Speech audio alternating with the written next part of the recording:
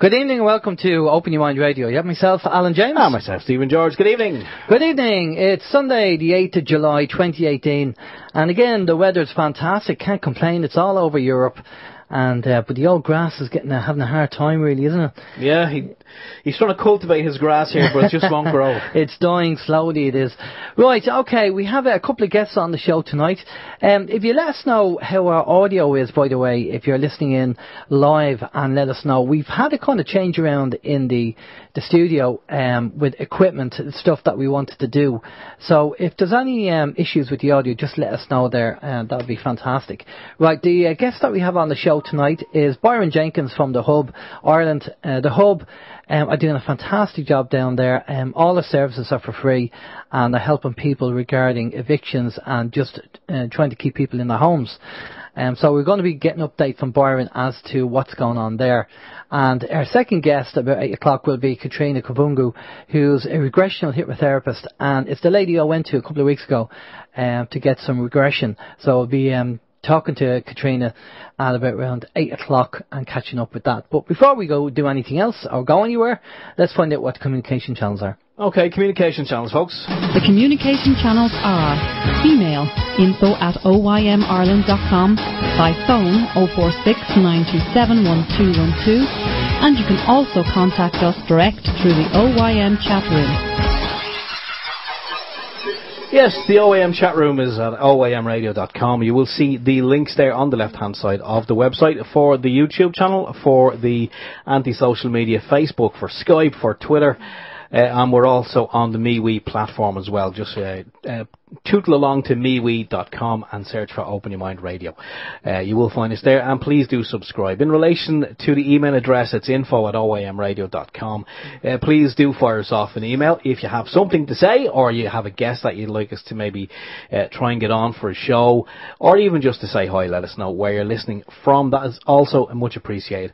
Also, we have a link there on the website as well for the TuneIn Radio link application, or the TuneIn Radio app for your smartphone, your iPhone, and you can listen to us all day, every day with that one. We also want to say a big hi to the people in the chat room on Open Your Mind, or not Open Your Mind, People's Internet Radio, for tuning in as well this evening. So very hi to everyone over there. You're all very welcome.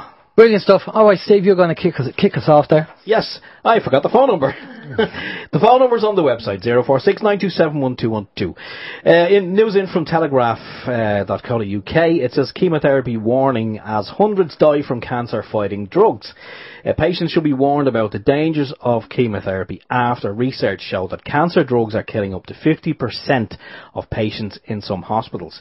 For the first time, researchers looked at the numbers of cancer patients who died within 30 days of starting chemotherapy, which indicates that the medication is the cause of the death rather than the cancer.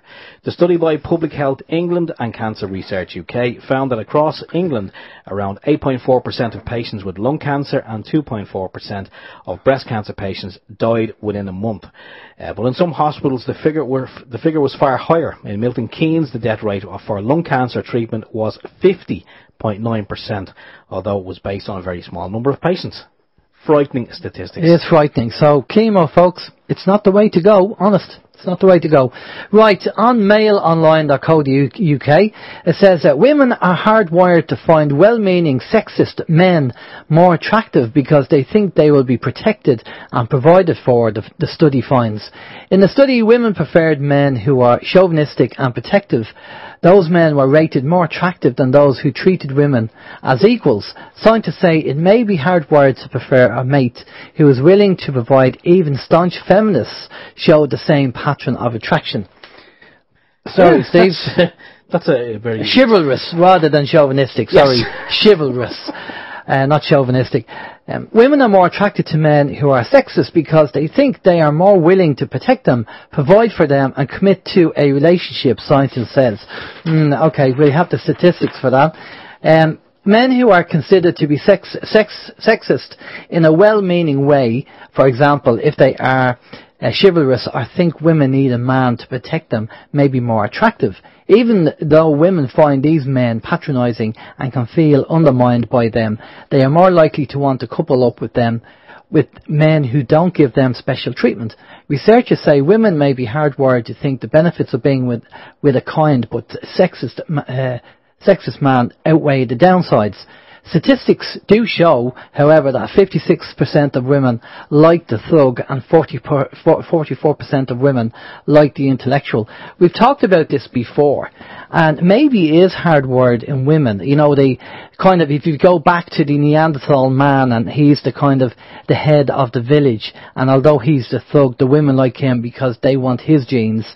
And you always hear the stories of the nice guys never get the woman because the woman always wants the thug. And look, it plays out today. I mean, maybe this is something that is related to the child mind and the adult mind.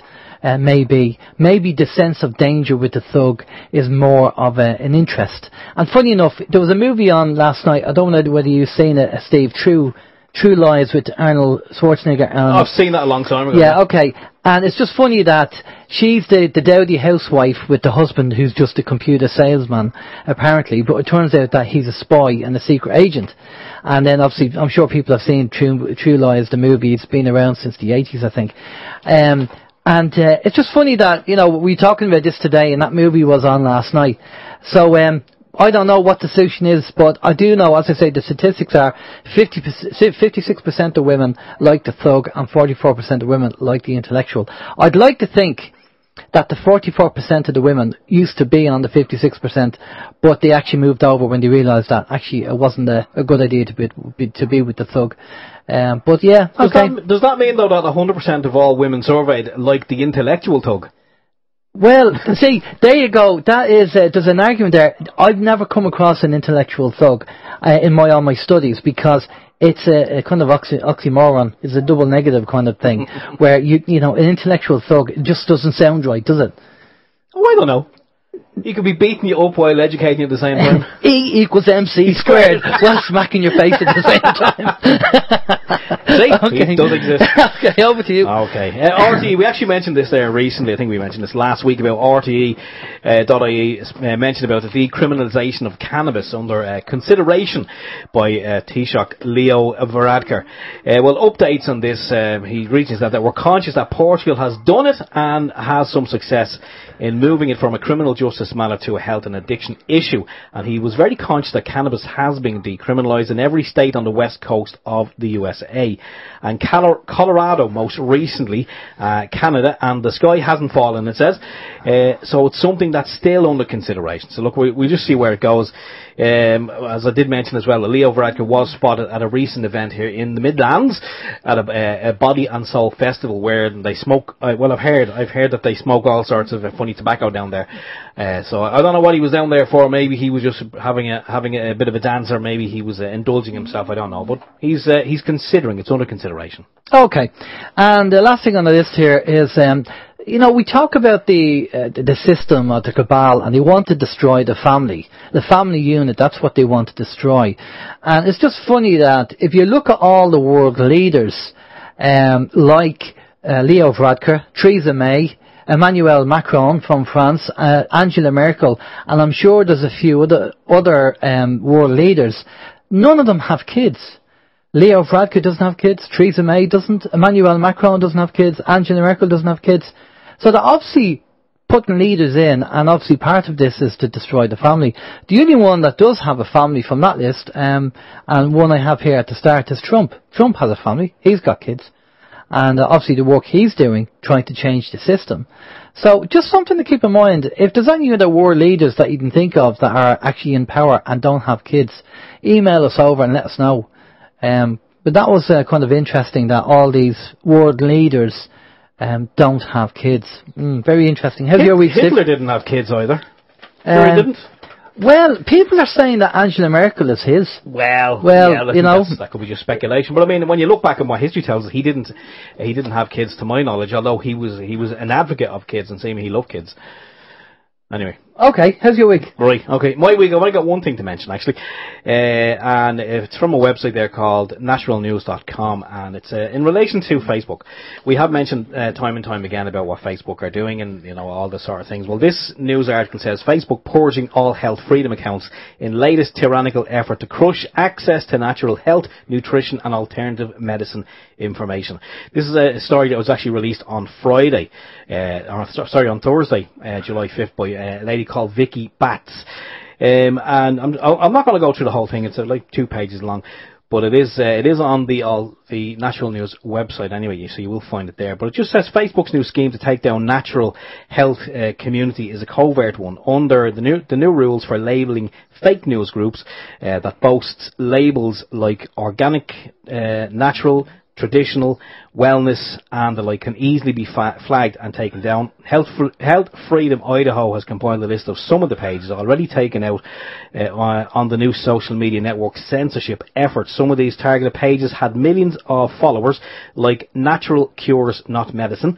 Others had hundreds of thousands of followers, like Organic Health, Living Traditionally, and even a page named Meditation Masters, which were all shut down within the last few weeks. Now, obviously, I don't want to just believe what I'm reading, so I've actually checked out a few of those on Facebook, and Living Traditionally, from what I can see, yes, that is definitely not there. And Natural Cures Not Medicine, that was actually taken down. They've actually reset it back up again with a backup copy that they had of all the information on the original page, and they do have a disclaimer on there saying that Facebook did close the account down and they weren't even contacted. It was just deleted without any any kind of communication with the people who own it. It also goes on to say Facebook announced that its new rules for catching so-called fake news just a short time ago, especially the social media giant, will be requiring ads that feature political content to undergo an extensive verification process.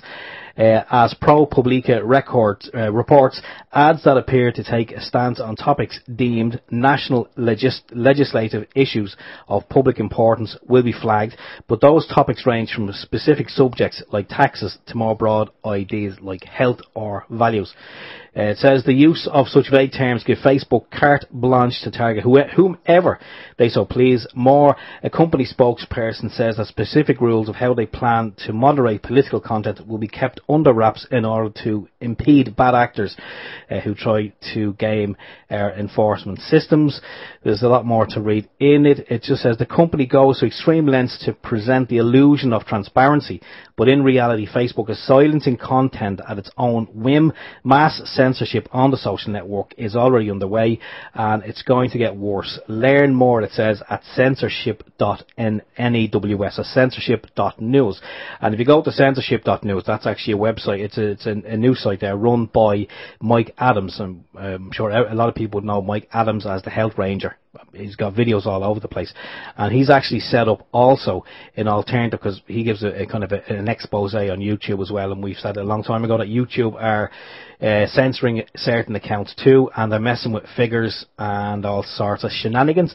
So this chap, he's actually set up a new site there called real.video, and anyone who's kind of involved in the alternative news who may have had stuff or content removed from the likes of Facebook or from YouTube, it will be, kind of, I'll just kind of say maybe have a look at real.video and see what you think. You can set up a free account there, and they do promise that no real censorship on freedom of speech. They do say, though, if you're going to be showing videos, of people getting their heads chopped off, that will not be unacceptable. So there will be some terms and conditions. But do check that out anyway. As I say, it's from Mike Adams, the Health Ranger. So Facebook at it again. That's it.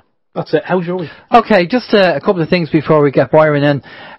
For people, I recommend that anytime you get any renewals in, folks, always ring up and challenge the money that they're asking, because I had this during the week. I have the AA breakdown service because my car is a wreck, and it does break down, so I need it just in case it does break down. But we were being charged, and we have the kind of gold service. That's the one where you get invited to, the staff do. And so it was very expensive. It was up to around €300, and we couldn't afford that. It was getting ridiculous. That was the quote that came in for this, because it keeps going up, as you know. And so what I did was, so I rang up as a new customer, And I asked them for all the same services that I had, except one service, which is the rental car service, which I've never ever used, and I wouldn't use anyway. And they got back to me and gave me a price of 168, compared to nearly 300, right? So you jumped at that, I assume? I definitely jumped at it, but it goes to show you how, if you don't ring up and challenge them. So I signed up as a new member because it was originally under my partner's name, so I signed up under my name as a new customer. And I got it down to 168. And then I said, right, okay, I'm going to ring up the bin waste company and do the same thing. And because their prices went up, and I got the price for what I got for last year. They actually discounted it to last year's price rather than this year's price. So I saved a few quid on that as well. So if you do get a renewal bill coming in, folks, ring them up and challenge them and say, look, I'm not happy with the bill. Can you do anything with it? And chances are they'll try and help you, because they rely on the fact that people don't ring up, because people don't like being challenged. They don't like confrontation. Psychologically, we don't like confrontation. So we just kind of go with it. But if you ring up and say, I'm not happy with the bill, what can you do with it? Maybe there's a chance there that they'll take a few quid off. It's worth a try anyway. I've always said that. And the last thing on the list, before we get Byron in, thanks to my learned colleague here, Steve. What have I done now? For helping out there. Steve came around and gave me a hand. We set up a new Sky dish, because the one that I had was a jalopy. It was a bit of a wreck. So we set up a new Sky dish. And we also did the swap around in the studio yesterday as well. And Steve come up and helped me twice with doing them 2 jobs. So just thank you, Steve, for doing that. Much appreciated. Will you do the same for me? Yeah, I would do. I wouldn't even charge you. Same time next week. Right, let's bring our guest in. Right, now our guest is set up the hub in Dublin with his wife Adrian. And they've been doing sterling work, helping people that are under threat of eviction from the banks. We know all about the banks and what they've been doing, but I mean, the level they go down to and to muck people around is unbelievable. And Byron and his wife Adrian have been doing fantastic work, helping out people for free to take on the banks, and they've had some fantastic success there. So let's crack on and find out what it's all about. Good evening, Byron. How are you? Good evening, guys. How you doing? Yeah, brilliant. No problem at all. Well, Byron, we know about the hub. We've had you on the show before, so you're no stranger there. But a lot has changed. Well, hopefully a lot of good news and good things have changed since the last time you came on, because we were talking about the laws having changed, and new things are coming in. So do you want to give us any update news on the hub first, on what's been going on, and then we'll get into the law and the evictions? Yes, yeah. We're a self-help support group, as you know.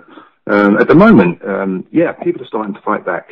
We're taking anything from 10 to 30 calls a day, and we see between 5 and 10 families a day. And basically, we just prepare them for the courts, what's going to potentially happen, helping them with their paperwork, and helping them with the fight. And as those numbers kind of show, people are starting to wake up. The newspapers are really doing our job for us, in that the tracker scandal, the overcharging, you name it. And also with the courts, EU laws, EU rules and regulations are starting to come into more and more play all the time. We hear judges talk about the EU rules and regulations, asking the barristers, are they up to scratch on all the EU rules and regulations? Majority of the barristers actually say that they're not. The judge always suggests that you best go away and start reading. So, yeah, there is a change in the air. I think from the registrars and the judges in the circuit court are beginning to realise that, the banks are not as squeaky clean as they make out. And they're actually asking for more paperwork from the banks and the bank solicitors. So, changes in the air. Okay, and the whole European law thing, because I don't know whether you're familiar with the case in Balbriggan where you had Gordon and Linda, and she wasn't even on the mortgage at all, and the judge was trying to get her to say property and she was saying dwelling, and he ended up getting contempt of court. And I know there's people on the internet and on Facebook go, oh, we have the Irish Constitution. As far as I'm concerned, personally, in my own opinion, Byron, they don't give a monkeys about it. Well, the circuit court is not a constitutional court. You can, if you bring it in, it actually won't get recognised. We used to do it on all the time on affidavit. It's only when you get to the High Court, when you appeal any court order. So that's really why the registrars are ignoring anything in the Circuit Court to do with Constitution. High Court's different. Okay. So what's the plan of attack? Is the plan of attack to try and get your case up to the High Court so you can use the Constitution for it? Well, obviously we keep people in the Circuit Court as long as possible because, that's the grounds where you put in your affidavits, you counter what they say, they counter what you say. And basically the affidavits that we put in, the people put in, is the stepping stones for the High Court. Because you can rely on that in the High Court. Okay. Now, people still have a belief, and I know there's people out there will still have a belief that the banks are squeaky clean and they would never, ever be dishonest. So, can you give us a couple of examples that you've come across where the banks have been dishonest? Just to prove the point that, don't ever go into court thinking that you're going to get a fair trial, especially with the banks. Not in the Circuit Court, you won't. Well, we've got so many cases. There's quite a few people out there that have now got pulse numbers from fraudulent documents, false signatures, 2 or 3 mortgage accounts being sort of found in their data packs. It just goes on and on, and especially now with this overcharging. We've also got quite a few people that are going off and suing the banks for this overcharging. Okay, and it's blatant. Yeah, and the tracker mortgage thing, that's caused so much trouble and suicides. People have taken their own life because of what they've done. And how many people have lost their homes? Yeah. We had one guy there, he'd lost his house, and they sent him a cheque for €50,000 by way of apology. Apology! Just, here's the check, and then you just lost your house and everything else, and maybe your lifestyle and job and everything else, whatever, and here's just a check for 50. No, that's just sweeping it under the carpet. Not acceptable. We had one lady down, she had a check for €43,000, and another check for €600 to seek legal advice, for the overcharging, and by way of apology. That's a horrendous amount of money. Yeah. What damage have they done to that lady's life, family? What business have they lost? Yeah, it's unbelievable. We see what we heard, Byron, from the interviews we've done is when we had Kim and Thomas on the show, and they have their finger on the pulse regarding the financial system because there's a lot going on in the background. But they said, the problem is that the banks are trading insolvent and they need to get back assets. And so people, and you hear people who don't understand the financial system, they keep saying the same thing. Oh, wouldn't it be better for the people to stay in the house and pay something because that would benefit the banks? No, the banks want to take your house so they can sell it and make money to have more assets, more liquidity in the system. So when the EU bank or the ICB comes knocking and saying, show us your bank account, show us your books, we want to make sure you have enough assets on your books to be trading, they can actually prove it. So hence why they're going after people. Plus the vulture funds. So whether it's the bank or whether they sell the property at pennies on the pound to the vulture funds, they want to get money, they want to get assets, they want to get liquidity. And this is like we were told. Yeah, we see the same thing. These vulture funds coming in and buying these mortgages at ridiculously small amounts, he's effectively cleaning the bank's books up. Yeah. Yeah. So they like I say, they look squeaky clean when in actual fact they're not. What's the situation with the whole securitisation now? Is that argument still being used in court, or is it a waste of time going down that road? It seems to be a dirty word in the Irish court system. If you use it, you're frowned upon straight away. So we tend to keep well away from that. We do everything legally, lawfully, and via their books. So we tend to keep away from scandal. We know it's there, they know it's there, but it's the big elephant in the room. And what about European law? Are they applying European law, or did you just say, does European law supersede Irish law? It does. If there's any dispute, then EU will always take precedence. We are using it in the courts at the moment. The majority of registrars are ignoring it, and I think that's purely because they don't understand. They don't even know their own rules. Yeah, see, this... But, as we said, they're all stepping stones for the High Court. See, this is the problem, because we've heard that it's the judge's job to interpret the law. But if he interprets the law in the wrong way, which probably a lot of them do, with a nudge, nudge, wink, wink, then no matter how you apply European law, surely that's going to have a detrimental effect on people who are up against the legal system. Because, I mean, they know the system inside out. If you're a lay litigant, you don't really know the law. Well, yeah, I mean, you say that. I mean, registrars keep quoting that. They even sort of had digs at us. But we've been studying just mortgages and the circuit court and some of the high court for the past 5 years. Day in, day out. Just because I haven't got something stuck on the wall which says I passed the exams doesn't mean I don't know what I'm talking about. Yeah, no, that's fair enough, yeah. I mean, so many people have done that and looked into the law. There is this misconception that if you don't have 3 years of a degree, then you don't understand the subject. Well, you know, you don't need to have a degree or a piece of paper, as you say, to study the subject and understand it. We do have a question here from one of the listeners who sent it in when they heard that you're going to be on the show. And they said that, can you ask, from JJ, why does the Hub not mention the lack of commencement jurisdiction on thousands of civil bills going as far back as from 2007 to 2017? I haven't a clue what that means, but maybe you do. There is an issue about the actual circuit court's jurisdiction, but don't forget we work away in the background there. And why would we show everything, all of our hands, on our Facebook page? Yeah. Yeah, I mean, we have, like this Friday coming up, we have what we call the CC17 lecture. And basically, it's all about the circuit court, literally from when you first get served to what you can expect and what is in your paperwork. We cover things like that within that lecture. You won't get into that lecture. It's free of charge, by the way. It's open to anybody that's in the course. You won't get in unless you've got your paperwork with you. Right, okay. And would you have any, like, solicitors or barristers sneaking in there? Is that why you said bring your paperwork, so nobody's going to be sneaking in to hear what you're saying? We do have the help of solicitors and barristers, but they would never really come on record. Well, that's fair enough. I mean, we have seen in the news, there's a lot of solicitors being struck off or caught robbing funds from clients, or solicitors getting off for, you know, one particular solicitor, I believe, was caught taking cocaine, and then there was another solicitor, was a solicitor and a barrister, they were having sex on the judge's chair in the lower courts. So I heard as well.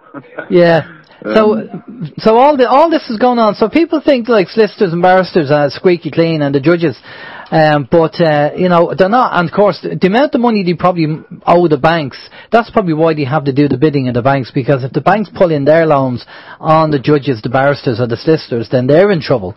So they have to toe the rope. That's probably the pressure they're under. Yeah, maybe so. I mean, we deal with an awful lot of seriously nice, good barristers and solicitors. We call the ones that work for the bank Yellow Pack. They just seem to have one agenda, and that's to take your house. Whether it means not being quite truthful on affidavits, yeah, it doesn't seem to bother them. If we had a top 10, or maybe a top 5 of the banks who are the worst, or the vulture funds, who would you say, what would be on the 5? What would be on the list? To be honest, it's across the board. Okay. We don't know one nice one. We don't know one that is doing deals. They're all going for the kill. And their game is they want your house, but they'll actually come across and pretend that they're trying to be helpful. But at the end of the day, it's they want your property. Well, if you look at the civil law is one thing. If you look at the affidavits, it makes themselves out to be whiter than white. Yeah. That they actually offered the family everything. But then people putting their own affidavit in explains the situation. You know, at point 22, that did not occur. I was not offered that. At point 34, I was not offered that either. And at the end of the day, what do they want? They want your keys back. That's the only help that they've ever offered anybody. Give us the keys back. And of course, the mind games now, without going into personal details, Byron, we had a member of my extended family down with yourselves talking about an issue with a bank, and the bank were giving them the runaround. They actually sent them outside their jurisdiction to a different county, and then they actually issued a letter, I think it was a day before, and they received it, and they said about going into court. And you sent them down to the court on the day, get down there straight away. And obviously the bank was very surprised that they were actually there to represent themselves. And fair play to the judge. He was very understanding, and he asked the bank certain questions as to why did you send them to jurisdiction outside of, to another county. But again, part of that, I think, is the psychological effect it's having on people. It's trying to affect people to try and shake them up a bit. Oh, yeah. We've got a guy there. He's in court on Monday. Yesterday afternoon, a hand-delivered affidavit. There you go. 4 working days. But no, they pop in on a Saturday afternoon. I mean, if that's not going to wreck your head, what is? Yeah, that's madness. What's the current state of adjournments that people are getting? What's the average length of time? Well, on your first adjournment, you will get the best part of 6 months.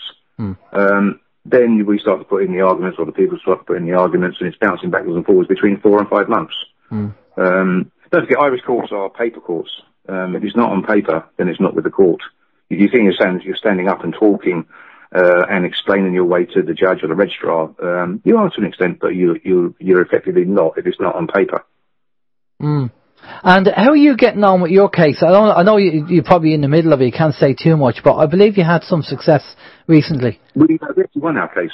The judge in Lace Circuit Court dismissed the plaintiff. But of course, then appealed that to the High Court, which is where we wanted it anyway. So, we're happy it's working for us.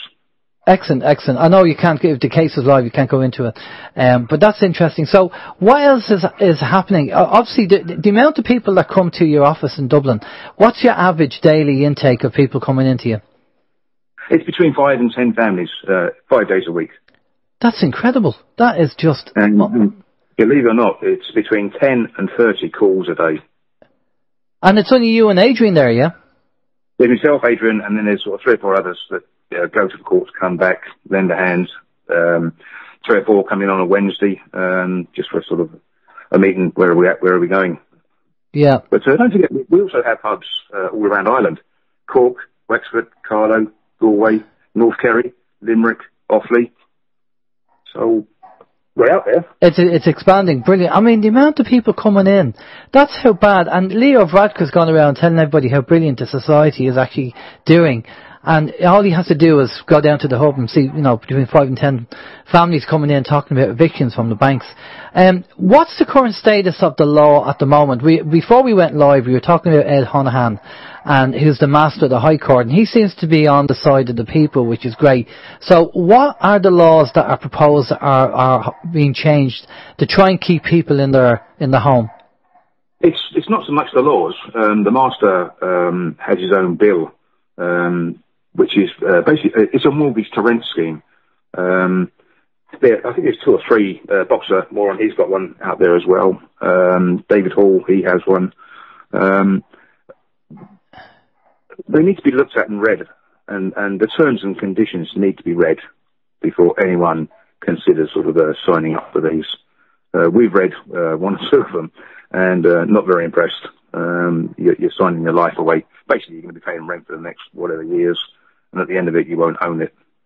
And also, we read one where if you broke any of their rules and regulations, it was a termination notice, which was penal. That's 7 days. That's just stupid. It really is. Yeah. I mean, people need to read the terms and conditions. Now, one of the things that we talked about off air before we went live, and regarding the funding, if the money was there, I mean, we've said it to people before, the solution to solve the problem is very easy. If 200,000 people in Ireland paid €1 a month into an account, that's 200,000 a month. And many people could we help with that money? It'd be phenomenal. There's the easy solution. It's not complicated. It's €1 a month into an account. 200,000 people. Happy days. Nobody's going to miss €1 a month. All right. Because what I said to Byron, what we'd love to see is maybe obviously a charity organisation where they will buy the property off the bank, and then the people will actually pay this charity organisation, and when the last payment is made, then the house becomes the property, the ownership of the people who bought it, who are paying it. So where you have the mortgage to rent, where you'll never own it, because people want to own the property, although that's a unique thing in Ireland and England. In Europe, people don't want to own anything. They just rent. Everybody rents in Europe. It just seems to be Ireland and England, everybody wants to buy the property. But I think that be a good solution, but we've put it out there before about there's a very simple solution how you can help. €1 a month to an account, 200,000 people. Imagine how many people you could help. That's the easy solution. Steve, you want to say? Yeah, I mean, just in relation to the work that you guys are doing at the Hub, Byron. I mean, why would people? I mean, if someone came to you and says, well, why should we go and get some advice from the Hub? Why not go to MABS or go to one of these other places where the banks are recommending that we go? I mean, what's different about the Hub? And I mean, success-wise, I mean, can you talk about like successes that you've had? I mean, have you had many successes? We're getting more and more successes as we go, but I'll just correct you there. We actually don't give any advice. We just share our information. Okay. But that's just points of law. Yes, success is basically people come to us 3 years ago, 4 years ago. We started 5 years ago. Of the people that have come to us, and we are talking now, hundreds and hundreds, they're all still in their home, bar 3. I won't talk about the 3 because serious things happened and I'd rather keep that off this little chat. But they're all still there. They're all in different degrees of the courts, whether it be possession order, whether it be in the High Court, whether it be in the Supreme Court, Court of Appeals, or just Circuit Court. But they're all still there. We prepare them for court. We try and get the fear out of them, and we show them the roadmap of where they're going to potentially go and how many years this is going to go. Yeah, and I mean, if they had went down a different road, just the ones that are, as you say, are still in their home, are still following the roadmap. If they had went down a different road, do you reckon they would still be in their homes, or would it be a different situation? No. They'd be gone. They would be gone. Absolutely gone. Okay. Right. So I mean, you did say that there's a lot of hubs all over the country. How difficult is it for you guys to stay in existence? Because obviously anything that's, if you want to call it anti-establishment, I suppose, in some way, or maybe a little bit anarchic, I don't know. How difficult? I mean, do you find that if you kind of, don't dot an I or don't cross a T, that people will come down on you harder than they would if you had been working for the bar? We've had quite a few hate pages full of start-up and ridicule us, and we actually had to go off and register as a company. We actually are registered. It's the Hub Island Information Centre. We did that to protect our name, and we're also registered as basically a non-profit organisation. We're not charity registered, but basically we're a non-profit organisation. We're actually worth €1. Okay, and if people, let's say for argument's sake, if people who are listening to this program here this evening or listen to the podcast during the week, if they wanted to help the Hub in some way, let's say with a cash donation, are you in a position where you can accept cash donations, or how does that work? Oh, absolutely, yeah. We're a non-profit organisation, so yeah, they can use the PayPal. Give us a ring, call in, donate however you want. And it doesn't have to be money. It could be a helping hand in some way. Oh, listen, please, come and get some flyers or email us. We'll send you flyers. Go to any local circuit court, hand out a flyer. Save someone's life. Save a family. Yeah, definitely. And a lot of people, what about the stigma of people about, don't tell the neighbours and I don't want to go into the Hub because then they'll know my business and all that. Have you felt that people have now put that to one side and said, sod it, we have to sort something out?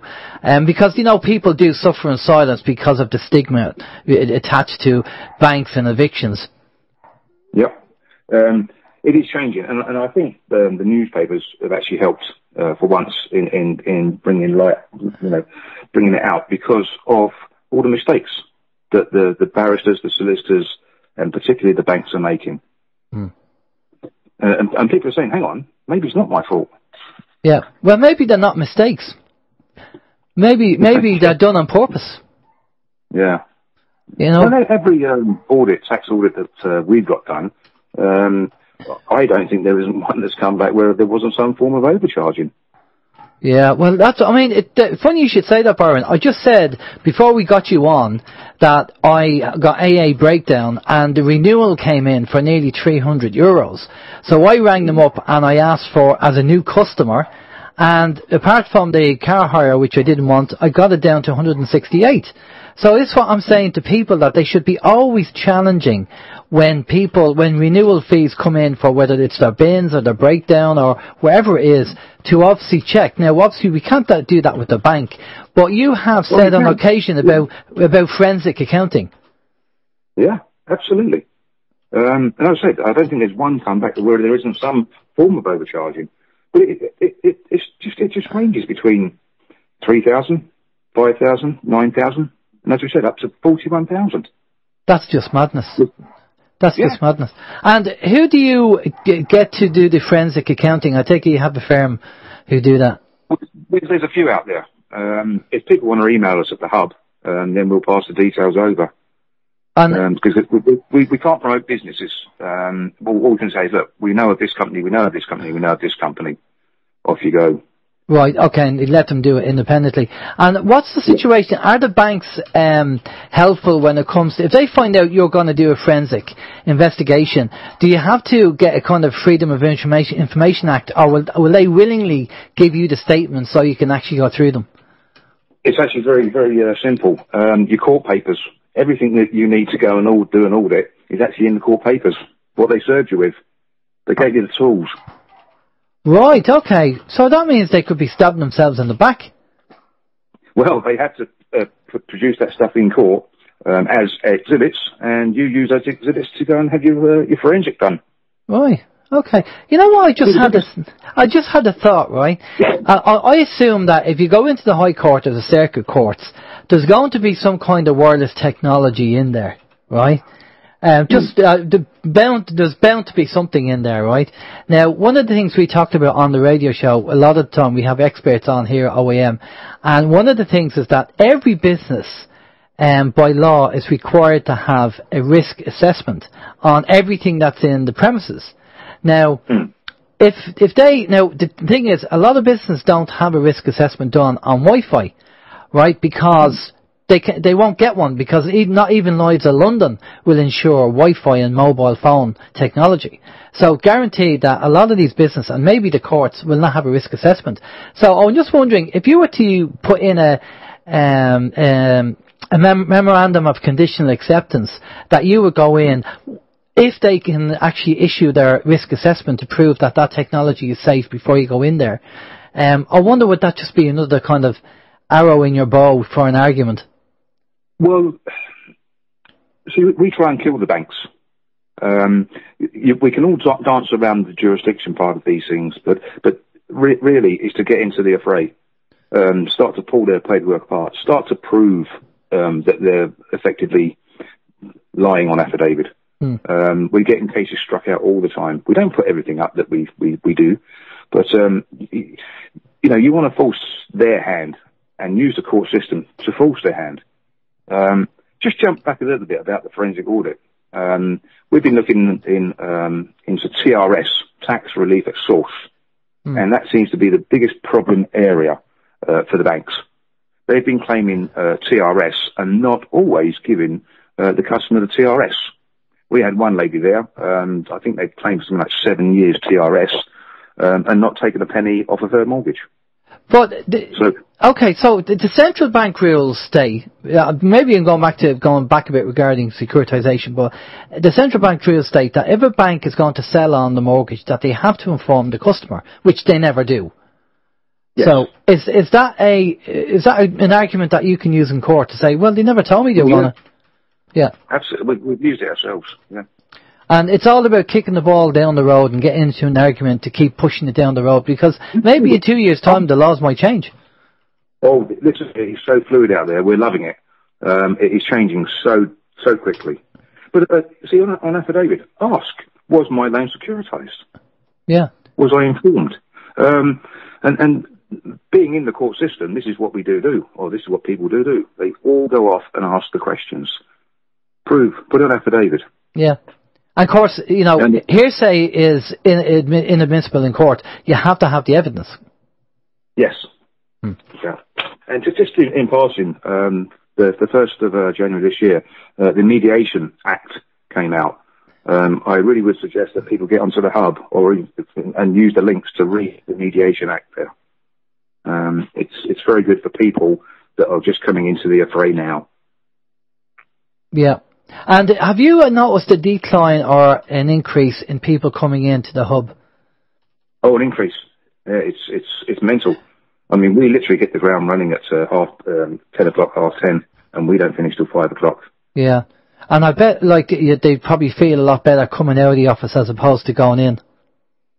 Well, everyone that comes down gets the pep talk first. Where are we going? Where are we going to be next year? Year after that. And the pep talk of, this is not our fault.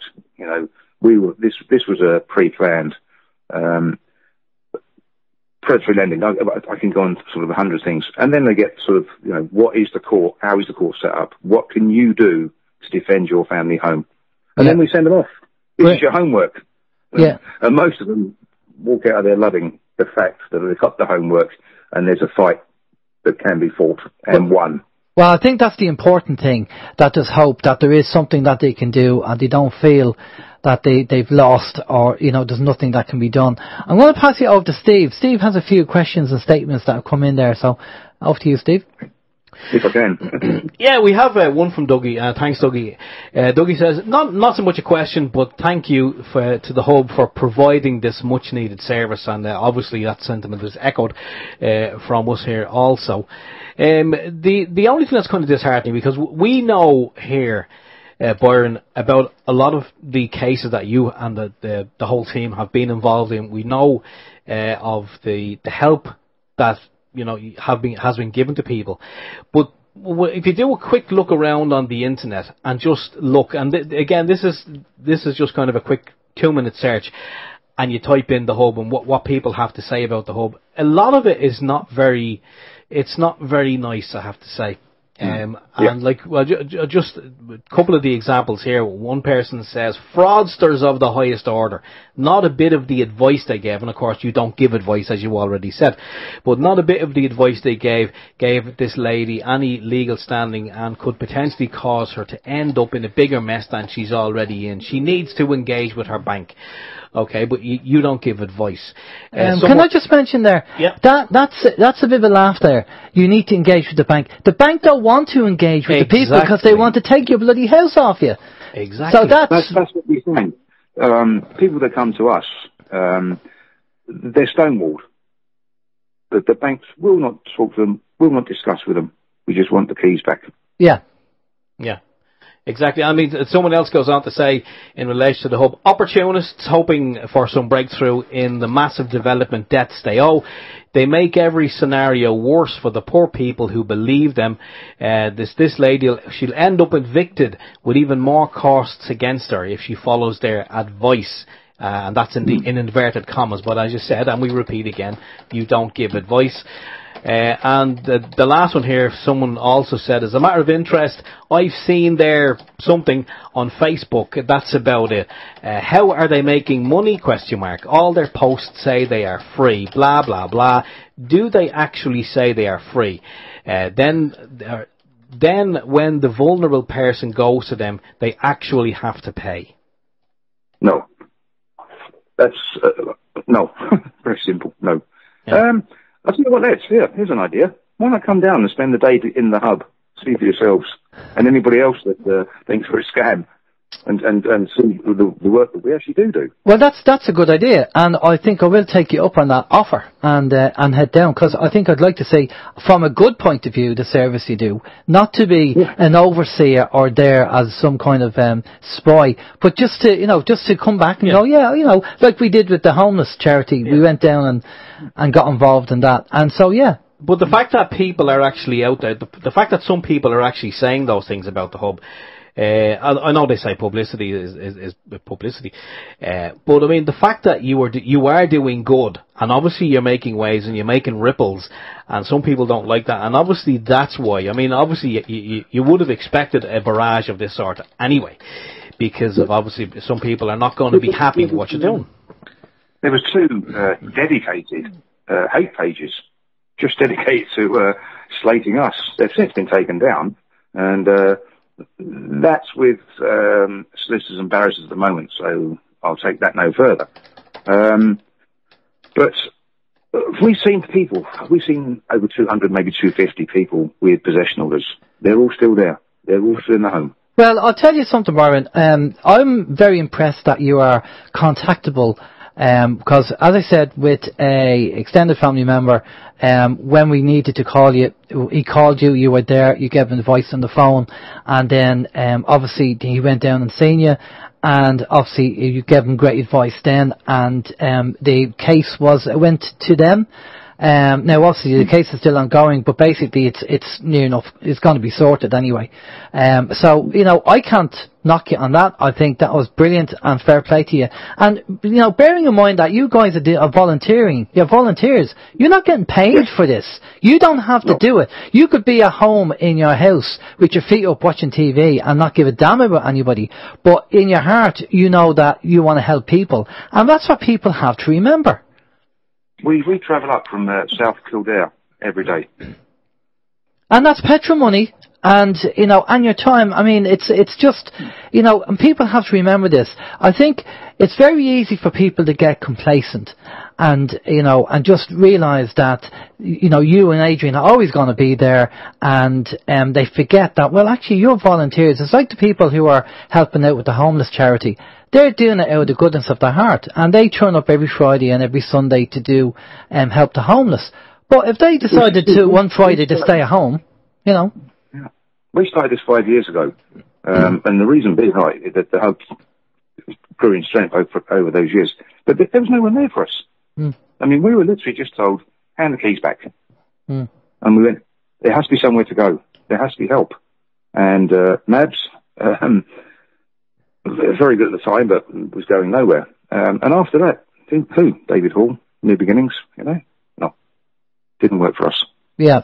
Yeah, and of course, I know that, I was involved with the Land League, and I still see Finbar, and Finbar is doing what they're doing, but on a smaller scale at the moment. And I'm sure there's multiple ways to get to the same result. It's like, I'm an IT guy, and, there's multiple ways to set up a computer system. By the end of the day, you'll have a computer system. So it doesn't mean that there's only one way to do it. As long as you get the desired result that you want, then that's really what it's all about. Absolutely. And there's different groups out there, but we're all coming at them in different fashions, what do we want? Let's talk to the people, cut a deal. No one wants to be in court. Nobody wants to go into court. Nobody wants to lose their house. But again, it's this eviction thing. And when the bailiffs, and sometimes, as you probably might tell us, some people go into you when they've got the letter where they're saying, right, the sheriff's called and he's going to come and evict you. And when it gets to that stage, it's very difficult to deal with it. No, it's not. No, we can actually boast that we had a guy come in on Friday afternoon where the sheriff was coming out Monday morning. We stopped the sheriff. Okay. We stopped the sheriff every time. Okay, and what's your take on the sheriff? I mean, that's an antiquated job, and it kind of stems from the British colonies and the British Empire. That job apparently is redundant, isn't it? Barbaric, absolutely barbaric. Yeah. I mean, I've been in houses where we were waiting for the sheriff and waiting for people to turn up. And a lot of the time, one of the things they'll always say is, look, if he turns up, check the paperwork, because chances are you need a wet ink signature with the judge's signature on it. If it's not a wet ink signature, it's not worth the paper it's written on. It's an ejectment order is what they come with. But, I mean, they need that. They need the order, and they also need a representative from the bank The reason being, in case the sheriff's got the wrong house, he will blame the bank. Okay, and if they turn up and they don't have the representative from the bank there, then that's an illegal eviction. Yeah, yeah. Okay, and what should people? So just to clarify, if a sheriff does turn up, what paperwork should he have? It should never get there. It should never get that far. Mm. If you've got a possession order, there'll be a stay put on the order. Yeah. Okay, and if you don't appeal it within the 10 days, before the stay is up, you have to go back into the Master's Court for an extension of time to appeal it. Once you're back in the court system, no sheriff can act. Okay. We either get an injunction on the sheriff, or we get a stay on the order. Okay, and we're successful. Who decides the length of the stay? The registrar or the judge in the circuit court. It ranges from 3 months to 18 months. And in that time, nobody can come out to you. That stay has to end, and the ejectment order has to be gained by the bank. Okay. Okay. Well, that's good. Well, we're going to finish up now, Byron, and I'll pass you over to Steve shortly just to get all your contact details. So, is there any advice you just want to put out there for people who are, getting to a situation there, they might be in trouble or they're scared about what might be happening? What advice would you give them? Well, we see people that haven't even got the final demand letter. Mm. They are coming down just to arm themselves. Okay. And can you quickly mention this con of the 7-day letter where the banks send out? It's the most horrendous thing. It's literally, give us the keys back within 7 days, or we're taking you to court. I remember coming home one night and finding the missus rolled up on the floor with that letter in her hand. And I said to myself, this is the change of things. Mm. Okay, and basically, do you want to explain what that means and why they shouldn't be doing that? They have to do it. It's part of the rules and regulations. They have to give you basically 7-day notice. Isn't it a case though that if you get out within 7 days, they save all the court fees, they save themselves money, and by law you are entitled to to go to court to actually argue your point? Absolutely. I mean, the 7-day letter is designed for what it is, to frighten the life out of you, to walk away, give up the keys. Mm. Don't forget, we first got served back in 2009. Yeah. We won our case. Yeah. Now, it's just for people out there, if they do get a 7-day letter from the bank, don't fret, don't get worried. Obviously contact the hub, but the whole idea is the bank is trying to get you to get out of the house and save themselves money by going to court, and they're going through the court process. And by law, you're entitled to argue your point and go to court. So the banks are trying to pull a fast one again. So just like for people who are tuned in, if that ever happens, go to see somebody. If you're in Ireland, go to the hub. If you're in the UK, try and find an equivalent group that's doing it over there, and speak to them. You do know that the banks are now offering money for people to leave. Yeah, I heard that. Yeah. 10 grand. Yeah. If you give us the keys back, leave. We'll give you 10 grand.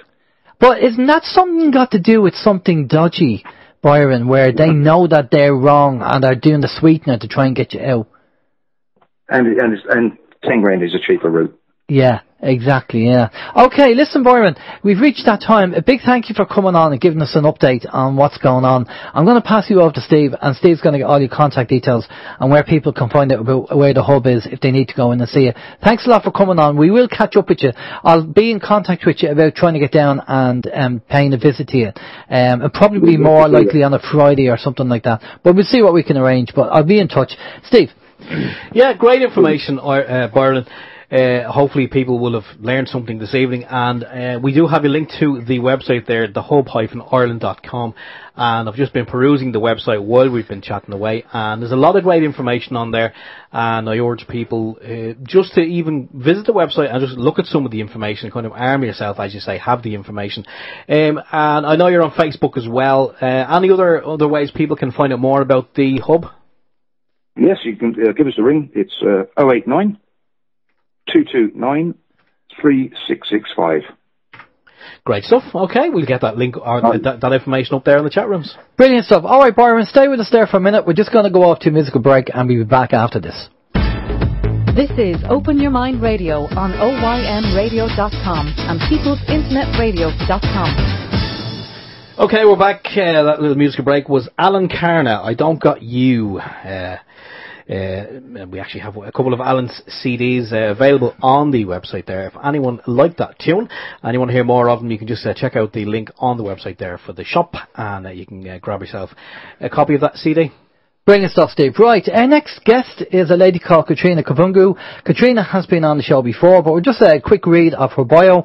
After working for 10 years as a lawyer and analyst in various companies in Germany and Ireland, Katherina retrained in hypnotherapy and then went on to qualify as a regression therapist and trauma and family Constellation practitioner.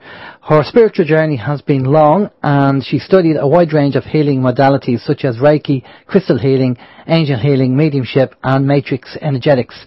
But she feels that she's where she is supposed to be, having personally benefited enormously from regression therapy, and in trauma and family constellation she became aware that these therapies can facilitate healing and ultimately transform a person's life.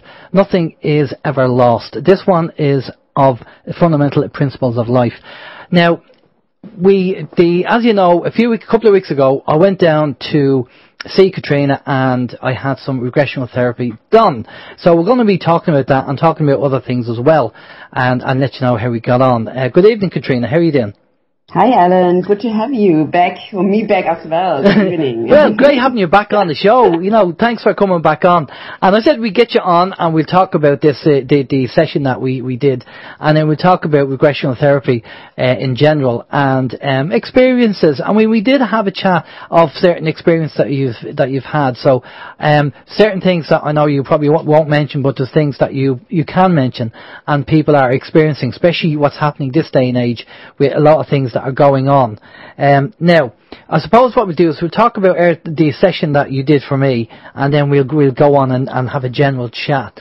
And then if there's any questions that people have in the chat room, by all means, go over to the OYM chat room or the People's Internet Radio chat room and pop your message in there, and the expert fingers of Steve will take up the message and we'll have it all lined up. Wait, expert fingers, I like it. Expert fingers. Right, now, the caveat I'm going to say at the moment is, right, that I did go down to Katherina to do the regression therapy, but this has nothing got to do with Katherina, but I didn't really go under. I went into more meditation, and I then opened my mind up for any information that came in, and that's exactly what happened.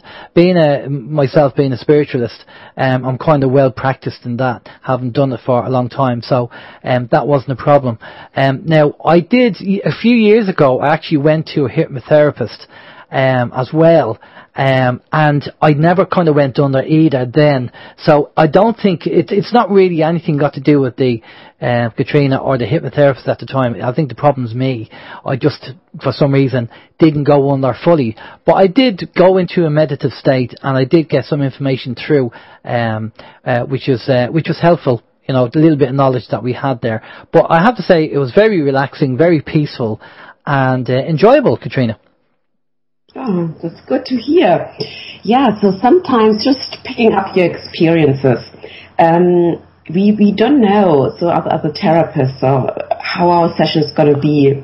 And we work with the subconscious. And in the therapy, our goal is to merge the subconscious with the conscious mind, so to give the person information they maybe haven't forgotten or they cannot bring it together.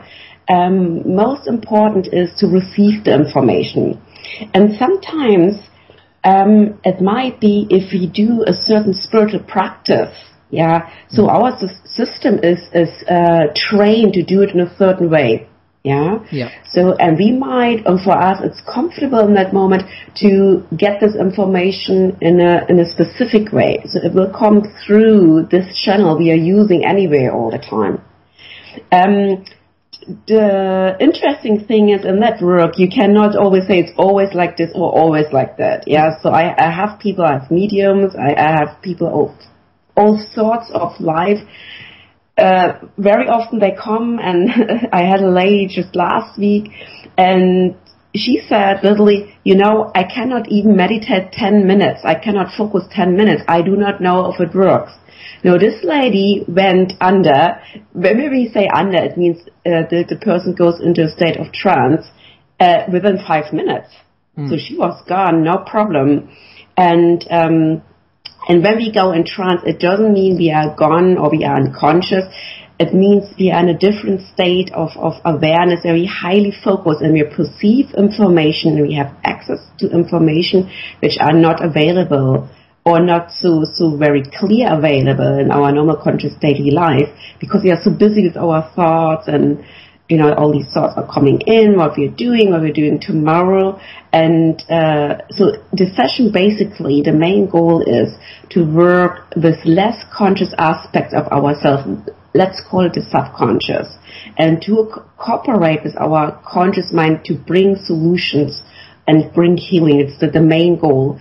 And for me, as a therapist, it's not important if a person gets this through regression therapy. I'm fine. If a person gets it in a different way, I do also trauma healing and family constellation. It's a different way where a person do not go in trance. That's absolutely fine. I do pray a lot for people. People get also revelation through praying. If because the power of the divine is so strong there. For me, it's not important which method I use. More important is the person. So you've been the most important person in that moment. Yeah. And to help a person to even get a revelation or to a next step, or get an opening in the heart, or even plant a seed in there. So that's the main goal of the session. Yeah, I definitely think maybe if I went probably a couple of times and over that period, that would change. Now, I know when I seen Paul McKenna in the Wembley Conference Centre, the one thing he said, he did ask people from the audience to come up, but he said, if you suffer from epilepsy or stress, don't come up, because you're no good to me, basically. And I think that's kind of important. Maybe that's something that has to be taken into account with this as well. I don't know whether you have criteria which you would say to somebody, look, if you have X, Y, and Z, then we can't really do it. Is that something that you cover? Yeah, definitely. I would always ask a person if they are under strong medication. But as I said, it's like, see, every person is different. And if a person comes to the session, I see that person in their uniqueness. And I have people that have depression, they are on medication, and they go in trance very easily. Other people, they wouldn't have it, and they might have problems. I have to say, the majority of people are able to go in trance, but sometimes it happens they're not able. And what I do in the session is I just switch to a different method. That's it. So it's very important that the person doesn't feel, I cannot do it.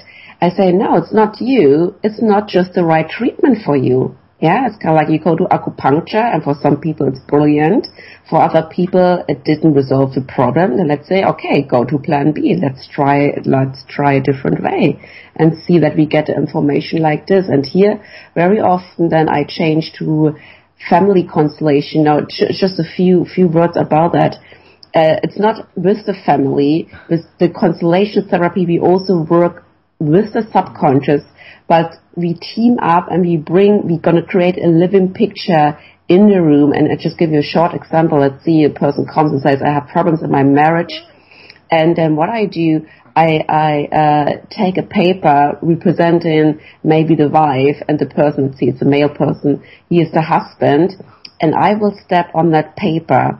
And in that moment, I will be able to feel the dynamic within the relationship. And we can get very, very detailed information in that way. And the person, I do this work also since a couple of years, my experience is it really can create a very accurate picture of what's going on. And the next step is also to bring healing into what we see. Because I just go already a little bit deeper a moment. Very often people don't know that problems can not only have, let's see, in relationship, because we live in the world and it's about relationship here. It's not always because there's a misunderstanding or maybe we're growing apart. Sometimes we repeat things which our parents did or what even the grandparents did.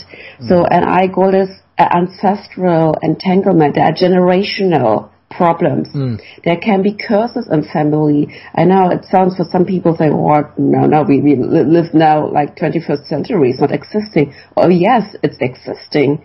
If a curse was brought over a family, let's see, 80 years, 100 years ago, it can still have an effect on the person. So all these things can be also brought into the light with the constellation therapy. So I work these methods. I use both of these things to help a person. And the third tool, I just mentioned this one, is also to see into the spirit realm, because everyone has the ability to do it. And so I use the ability, like many other people, and we can get information from there as well. Okay, and now something I will say from, I had a spiritual reading during the week from a lady I know, and we did some bartering, and so she gave me a reading and I gave her tech support. And one of the things she said when she first tuned in was, your mind, speaking to me, is your mind is so active. You know, it's like 90 miles an hour. So maybe that's part of my problem, is that I don't switch off, or I very rarely switch off. Yeah, but I have to say, this is not the problem. I have to say, this is not, the mind is not the problem, whatever it is, because as I have people, like I said, with the lady, I have so many people, and they say, I cannot switch off, my mind is always busy, and then they go in trance. Absolutely no problem. Then I have other people, I would thought, you know, they go in trance, they don't. So it's not, so very important is that, you know, there is not really a problem in this sense. It's just, let's see what is the best method for you. And so I also want to mention something, because it just describes the picture better the way I work. Before I do a session, and this is the way what I believe in, I always pray. I always ask the divine presence. I always ask God to be with us. Yeah, and for me, in whatever way the healing comes, it comes in. And sometimes the divine presence just wants the person to do something different because it's much better for the person. Yeah? Yeah, no, definitely. Well, the one thing that I want you to mention, and you can go into whatever detail, is that sometimes what happens is you will have somebody come in and they might have an entity attachment or somebody with them. Now, people have heard this, I'm sure, on the QHHT sessions on regression therapy before, where a spirit or an entity is in the room with them, and it's a negative entity, and it's an attachment, or maybe it's a walk-in, and you have to get rid of it. Now, we did have a very good talk about this before the session, because we were kind of swapping notes on it. And but if you want to let people know about whichever case you want to use as an example, because I think this is very important. Can I just add a little caveat to that? I don't think there's any spirit there with me, bar me. Was that right? Yeah, I couldn't detect it. So there are different ways. I just like to give a little bit of an input there. This is based on the sessions I do. So what I share now, it's not because I read it. It's because as I said, I can see in the spirits, and it's based of working with clients and people. And so you said, Ellen, there can be spirits in the room. This is something, yeah. So you could come in a house, maybe an old house. Something happened there. Let's see, someone maybe was killing themselves, hanging themselves, and the spirit of the person is not fully gone. There could be a percentage of the soul energy still left in the house. And I know there are people, they hear this, and many people have experiences like this. They feel there's something in a house. This is usually nothing you speak about. Yeah, you don't speak to your work colleagues, you know what, I feel there's something there, because you simply don't want to be look at you a freak or totally strange. But many people have that experience. So this is one case if a spirit is in a house, and it could be an energy from a person who died, didn't move on. It could be something also what happened in that place. So it could be because it was a place where was bloodshedding or where war was. I'll just give a short example. I'm German, and when I lived since 10 years in Dublin, and when I was living in Germany, I was called to a place, and they do some healing work there. And I arrived there. It was in Hamburg. It's in the north of Germany. And I thought, oh my God, what happened here? I couldn't do anything. It was such a heavy energy in the whole place. And I asked the person, did anything happen here? And he said, no, nothing. And I said, it's such a heavy energy here. And a few moments later, he came back to me and said, Katherina, you know what? There was a point where people was departed to concentration camps. It's near me. Yeah. So, and then we did some healing for what happened at the time. So it can be stored on the ground, on the place. So this is one situation we can face. But in the session, so it's not because where I have my practice, so there are not spirits running around, because I do a lot of clearing and prayer for the spaces. What we do, by the way, to keep our space, our house safe. And something else is if a person comes in and I feel they are not on their own. There are two categories. I just make it very, very simple. It could be also a spirit from a person who passed away and didn't go fully. It could be, for example, so I just give some examples. It could be, this is a real example I had like a client, and she came in and she was just sitting there, and I just felt, oh, we are not on our own. And it came out that she lived beside a house, and she was related to the people. So she lived like nearby, and in the house something happened there. And she always had that there was like people living there, and she felt something happened. And in the session it came out, so you can get in contact with these energies or with the spirits who are there. And it came out, it was the mother of the people who lived there. She was already in a high age, and she said, I've been murdered by an over-medication, and I'm not leaving until I get my message placed and someone hears it. Yeah. So this can be moments where a person who leaves the body, who dies, it's not fully moving into the spirit realm because it's unsolved problem. There's rage, there's anger, there are worries, yeah, and we can help that person. That's the way I do. I always do it by prayer, by asking to heal their pain, asking to forgiveness what happened there, so they can move on. This is one category.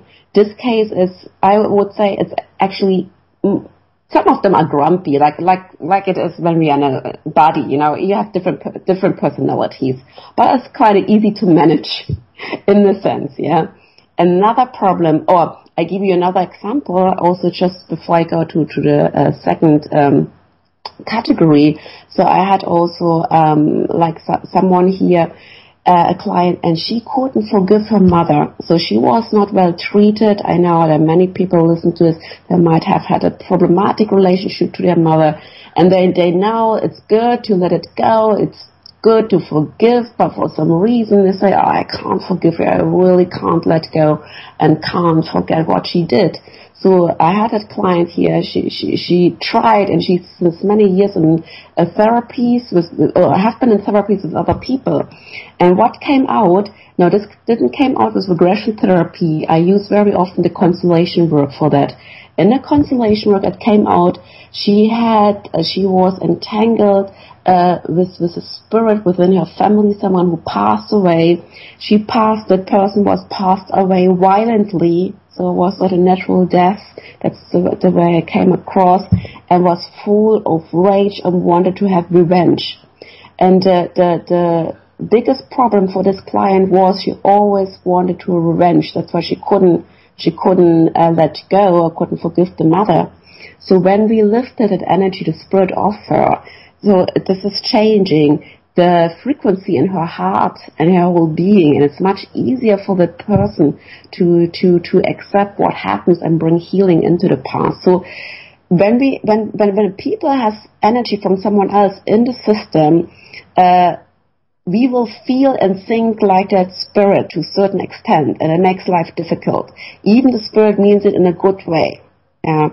So it's always good to remove it out from us and bring it up into the light, because it's not the place for spirit. When someone passed, they have to fully go back. They cannot stay here. Their life has been lived. It's over. Now, I come to the second category. This is a little bit more tough category. One was the spirit. The other one is when we have very, very dark energies there. So, and I call it by the name, it's when we have demonic energies there. Very, very dark. This is a totally different ball game. Can I just add, when we're dealing with demonic possession or demonic entities, getting your sage and waving it around the house is not going to do the job. Absolutely not. You can forget it. Yeah. The sage, it's kind of like, this is not doing it. They just laugh about what you're trying to do. Yeah. Now with the sage, like singing bowls or other ways of smoking, you can clear the energy.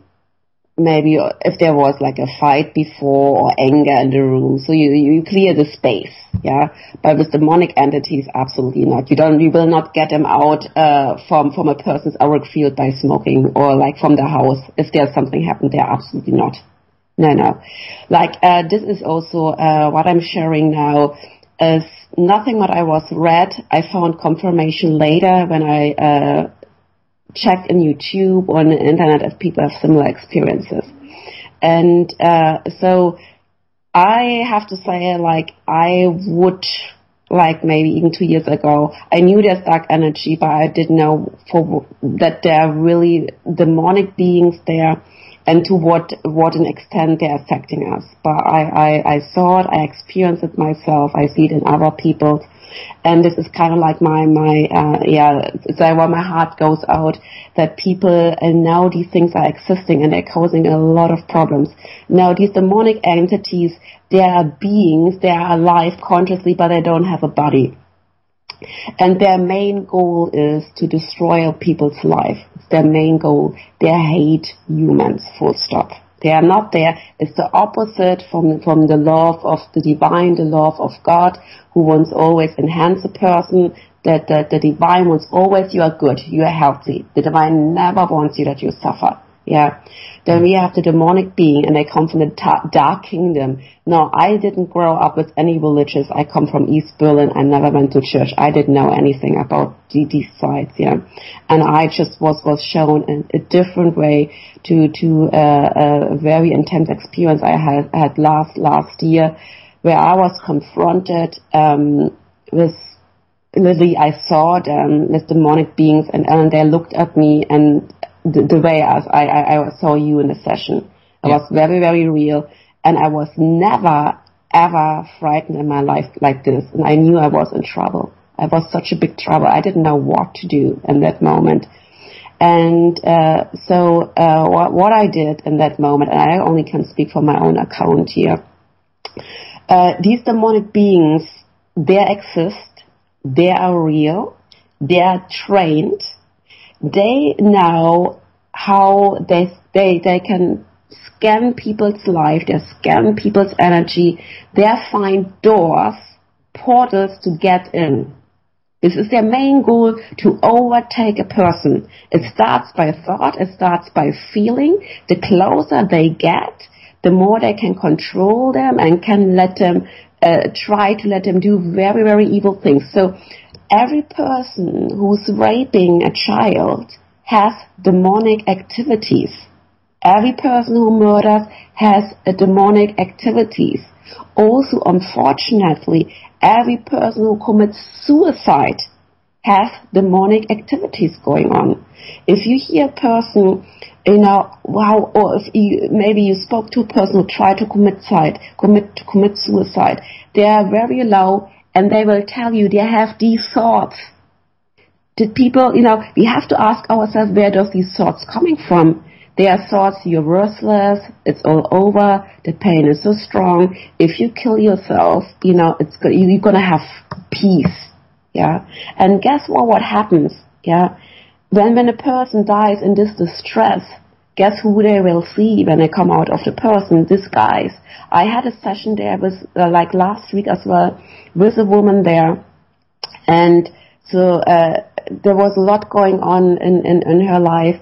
And, she saw also, there was someone with a very dark cape connected to her. Now, this is the other side. The other side is not only, they are demonic beings, but they're also human souls who decided to work in that darkness. Yeah. And this is it's like, let's call it the kingdom of darkness. And, if people don't know that these things are existing, we don't know what to do. We are kind of like just very easy can be targeted, because I didn't know either. I was confronted this already years ago. I didn't know what to do. I didn't know it's so bad. And I thought, so the thing is, even you try to do good things, and I really tried. So I thought, oh, you know what? I'm helping people, and I really live a good life. I cannot even kill a fly. It's really, I thought, I always try that the fly goes out the windows. I don't have to kill the fly. Yeah, you can forget it. This is not an indication if you have demonic entities going on, because they use portals, and here it comes. It's very important. They can use portals from what we did in our lives. This could be, and I just mentioned this one. It sounds crazy, but it is like it is. It could be lying, stealing. So everything which is kind of what you read in the Old Testament, kind of in that way, yeah, in the Bible. Yeah. They use it as portals, and they don't mind. They don't care if you believe in the Bible or not, or whatever you believe. They don't care. The only thing what they know, I use a legal right against you, and I don't care if you're conscious about it or not. And the second thing what they use things that happened in our ancestral line. And I'm half African. My father came from Republic of Congo. And as I said, sometimes I'm able to see into the spirit. And I was leading, and I didn't know anything about it, because I never went to my father's country, and we don't have contact to this side of a family. But I was shown, because when I was confronted last year with such a strong demonic activity, I was asking, why are they there? How can it be? I do all this work, I try to be good, I meditate. How can it be they're with me? Yeah. And then I've been shown that in my families back in time, and this doesn't have to be like ages ago, maybe, I don't know which generation back, because things which happened 4 generations back, 5 generations back, they still have an impact on us. That rituals have been done through my family, from my African line, and I was shown it was affecting me, and was affecting the children of my siblings. So and these things are so real, and they can cause problems, health problems, accidents, I think addictions. I think we'd have to say to our listeners that this is more common than what people realise, and if they do the research. But I'm sure we all know somebody in our family, whether it's our immediate family or extended family, that might actually have a walk-in in some way, because, when you have people acting strange, or they change, all of a sudden they're one way and the next they're another way, which we've come across, myself and Steve have come across. But maybe just somebody in the member of the family, or somebody in the extended family, that you kind of say, well, you know what, I reckon they should get checked, because you never know what attachment they have, or it could be demonic. Yeah, but it's not only that, it goes even more. See, their work, the other side works, it's very clever. It's very smart. It's a company. They have a certain system. They work in hierarchy. They are trained. And they work with, it sounds crazy, they work with technology. It's not like every fairy, oh yeah, we have a little bit of activity. No, they work with technology. They plant devices in people's body. Sometimes I see the whole chakra system is compromised because it's all changed. So it's kind of like, just imagine, it's like a radio station. So you're not tuned to the light side, to the divine presence. So you tune to the other side, where you get the thoughts and the information. And I just want to see, we all have thoughts, they're coming in and out. But the majority of thoughts we have, it's negative, isn't it? It's not that we think, oh, I did so well and how good. And, this is not our natural thoughts. Our thoughts is, oh, why I couldn't do this one. And, oh, this didn't go right either. And I think I cannot do it. They're always negative. It's easy. Negativity is easier because it takes less energy. Yes, and negative it's easy because it has been influenced from outside. Because the majority of our thoughts are not our thoughts. Yeah. They're not our thoughts. They just come from outside. But we are kind of raised up in a certain belief, and there's a certain negativity in already. So and from an early age. We are trained to believe the negative more actually than the positive, yeah. And I just want to pick up what you said to look in families. Someone is acting strange. Yeah, this can be one indication. But I also tell you another indication is also if you have we cannot generalize anything, yeah. But if we have in sickness, I have people they are very sick. Because there are demonic attachments there, they're causing sickness. Yeah. Stomach problems. I have people that have stomach problems because they can have their energies in parts of our bodies. So they can go really in the body and put themselves in a certain a part of the body, so the body cannot function. It's kind of another layer of frequency over the body part. This can be an indication. Addiction, 100%, anyone listens there has porn addiction. A few people, you have something going on. Porn addiction is one of the whole sexuality is a big portals for darkness coming in. Big time. There's always something going in. There's another indication, yeah. Another any addiction we have can be potentially, now we have to see always in the case, yeah. And this is not to frighten people, it's just to become aware that we have to look into these things, because once these guys, or I call them guys, these entities are out, the healing is much easier. Yeah. It goes much faster. And of course, they don't want to leave either because, obviously they're enjoying what they're doing. We have about 10 minutes left, so we want to focus on the solutions and what we need to do. So, obviously talk about what you do again and what you do if there's a case of that. Also, if they know there's a family member or an extended family member that might have one, would you have a session where the two people could come along and you could scan them while they're there? Because maybe one person thinks, oh, that's just all gibberish and that's just ridiculous. And they might say, look, I'm going to bring my cousin or my sister or my brother along with me. While we're talking, can you check things out? Is that something that could be possibly done by yourself? Well, I wouldn't work this way. So first of all, I would approach it a little bit different way, but this is based on my experience. Okay. Usually a person comes, let's see, I come to you and say, Ellen, you're open, but just imagine it, like majority, and say, I think because you were acting so weird, I think you have a dark entity. Can you please go to that person? Yeah. They will not be really happy about to hear that one, yeah? So I would rather, what I would do in the first step is if you think, like, always start with yourself and think, oh, maybe there's something in me. I have a certain addiction. I'm prone to something, and I like to come. Or if I feel there's someone there, because I have to say it's more common than we think. It's more common. Yeah, I would just go to the person and not just prompt them and say, oh, you have a problem, just go to this person, because no one likes to hear you have a problem. I would say, I was just listening to a radio show, and a person talked about these things, would it be something, to consider to help you? This must be the main focus.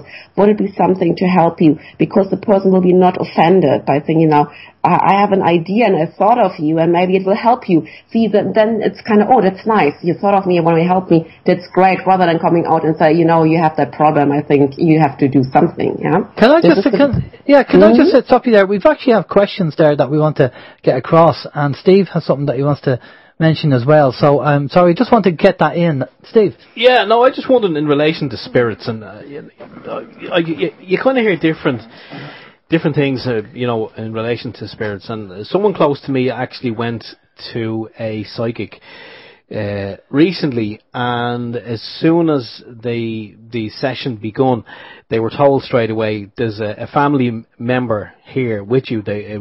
When you entered the room, they entered the room with you, and they sat down, and the psychic mentioned the family member by name and was able to give a lot of details in relation to this family member. So it was perceived then, okay, it's definitely, we call him Patrick. It's definitely Patrick, because all the details match up. And I've heard that from different people, that when we're kind of going around on a daily basis, that we do have spirits who will visit us from time to time and spend some time with us. Well, why are the spirits, why are they still hanging around? I mean, is that their job? Are they, after they pass over, are they supposed to hang around and mind us, or have they just not, I mean, maybe they didn't go into the light? I mean, when you go into the light, is that kind of game over? They disappear, we hear nothing from them, or what's happening? This is something different. If a family member, let's see a mother, fully passed into the light, then the spirit is completely gone. It's not in the earthly dimension anymore. And sometimes we can have dreams, or from family members, but they contact us from the realm of the light, or the realm of heaven. From this realm. This is different because they left the earthly realm. They are not here anymore, and they just try to support and encourage. And this could just happen in a session with the psyche, that the person or the spirit thought, I will use that person as a channel to get in contact and give information. But as soon as the session finished, they go. They don't stay around here. Also, it seems like they're coming here, but they're not fully here. Another thing is also we have to be very, very careful if someone comes into the room, because I also had it in session. I can give you an example, just very, very quick. Not everyone who comes in a room and says, I'm like grandmother Lisa or Mary, it's really the grandmother, because demonic beings can cover themselves. They can give information because they can read a person as well, and they can appear as an angel or someone who passed away. So very important is, I had it in a regression session, where a person said, oh, it's my spirit guide there, it's full of light, but I had a very, very strange feeling. And then a good approach is to ask 3 times. And I have to say, I like, when I work with this very, very dark entity, I have to say it's very, very dark. I do work with Jesus there. It's not in a religious way I do it, but you need a strong light. You cannot go unequipped in this arena. They will just mesh you. This is impossible. You have to go in really, really equipped with a strong light with you. So I do this with Jesus, and you ask, if you're not sure who's there, ask 3 times in the name of Jesus, are you from the light? And they have to tell the truth. And the person did it, and the spirit guys, guess what happens? Turned into a very, very dark being. She screamed. She started to scream, oh my God. I say, yes. Yeah, so they will, the two options you have. They will play tricks, and people need to be aware. It's not something to be played about. We have about 4 minutes left, and we have about 2 questions there. Okay. Oh no, you did. Okay, they're from the past one, right? Okay, no worries at all. No, that's okay. Well, that means we just want to enforce that and say to people, look, if you feel in any way that you have a family member that needs maybe to come along and or yourself, Alan, I always have to say, or yourself. Don't go out and just look away. Everyone has most likely something. If you feel yourself, best thing is, like, if you want to get in contact with me as a family member, just tell them I heard something.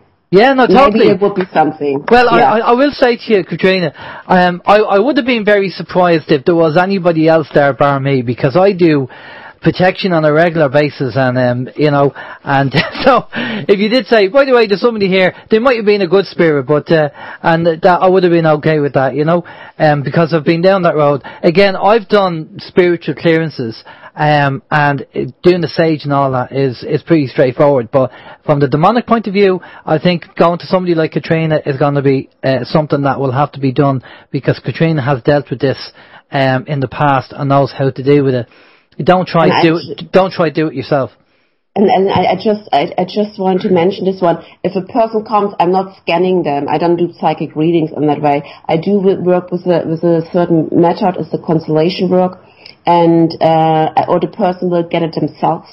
So there are different ways of working and to release it. And the way, as I said, it's actually a person can do it himself. Once a person knows how to do it, it doesn't have to come all the time to me, because I like to give people equipment and tools against these dark beings, but they have to know how they work. Otherwise, we don't know what to do, because we have to recognize when they work in our life, when they step in, and then we can, because we have authority over them, we can do something, because we are stronger than we think we are. We have more like what we think. Once we are open ourselves up and to the divine light and the divine guidance, we can do much more. Because they always want to, because sometimes I know we have not much time left, because sometimes I can them hear speaking what they say, and they always want to impress a person and say, you don't have power over me. Yeah. And it goes really, really far. Unfortunately, time is a little bit much more to say about the subject, but time is running us out here. I mean, it's worthwhile coming on and talking about it, because, as time goes on, maybe, down the line we'll do another interview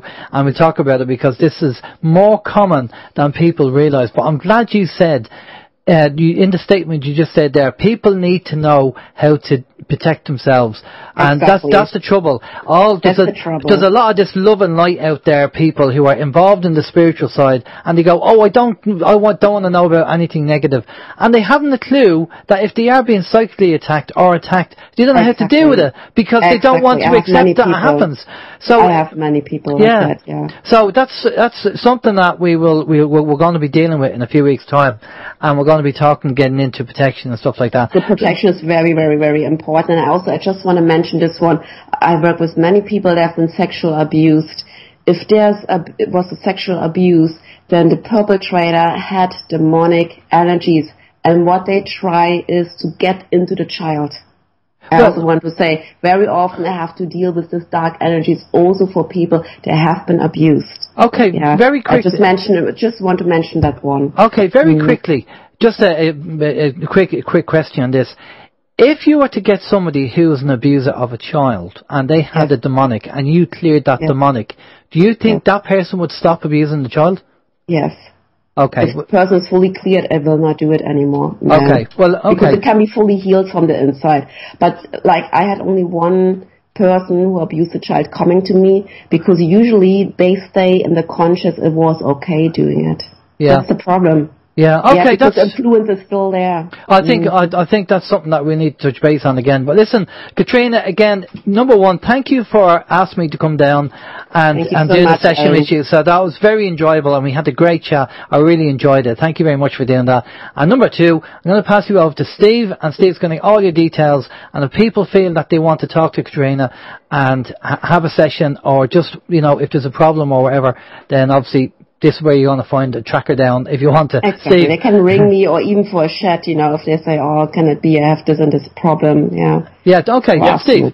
Well, we have a link to the website here, Katherina Hypnosis in Dublin.com. I have posted that up on the chat rooms there, so people can check out the website there and get all the information and your contact details as well. Is there any other links, say, on Facebook as well? Do you have a public Facebook page that people can also check out? Yeah, best is over the website, or they just can text me, or they can use WhatsApp, Messenger.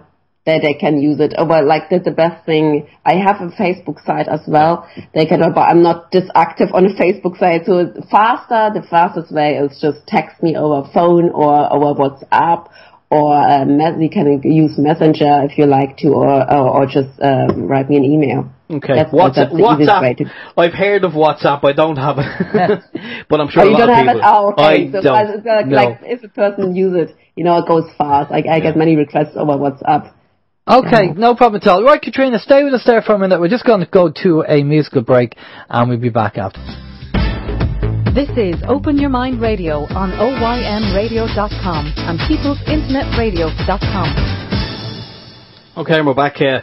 Just another tune there from Alan Carna. Please help me get her off my mind. A nice, easy listening one for this Sunday evening. If you like that, as I mentioned previously, there's a link there on the OYM website there for the shop, and you can snag yourself a copy of Alan's CD. Well worth having. Brilliant stuff. And thanks to Byron and Katherina for coming on the show. Byron and Adrian, his wife, is doing a fantastic job helping people there. And if you have a problem with your bank, or you're behind payments on your mortgage, go and see Byron before it gets any worse. It's important to go and see him. And also, Katherina, well, as we said, if there's somebody in your family or yourself you're not sure, and it's drugs, depression, pharmaceutical drugs that are bringing you down, alcohol, whatever. Just go down or bring them down to Katherina, and see where we can go from there. But Steve has something that he wants to read out. Yes, I do. We have some information from independent.co.uk. It says Australia to issue monthly fines to parents who don't vaccinate children. Minister for Social Services Dan Tehan says clampdown necessary to protect public health. Australia has strengthened its no jab, no pay policy, issuing further financial sanctions to parents who refuse to vaccinate their children. Parents will now lose 28 Australian dollars, that's the equivalent to £16 sterling, a fortnight from their tax benefits for each child not up to date with their immunisations. The Prime Minister of Australia is Malcolm Turnbull. In 1978, Turnbull won a Rhodes Scholarship graduating from Oxford. Now, not sure what that has to do with anything, but he has a scholarship. Yeah, now, well, the reason why I have it there is because, does anybody in the class want to put their hand up who has an answer as who else is a Rhodes Scholar? No? No, sorry. Right. There's someone, can see someone at the back there. Somebody in the back, Yeah, that person in the back, yes, Bill Clinton. Yeah, that's right, exactly. Oh. Bang on. Bill Clinton is also a Rhodes Scholar. So, needless to say, if Malcolm Turnbull is a Rhodes Scholarship from Oxford, and Bill Clinton as well, you can obviously assume that he's part of the problem and the cabal. And the fact that they're doing the vaccines in Australia is a bit it's a bit forced, all right. That's a bit too much, Again, they're trying to get away with it, but it's up to the people in Australia to actually put their foot down and argue the point. Now, we're just going to say this for more entertainment than anything else, okay? Because dates come and go all the time, as you know, and we're not going to be doing the fear porn and all that kind of stuff because we've been down that road.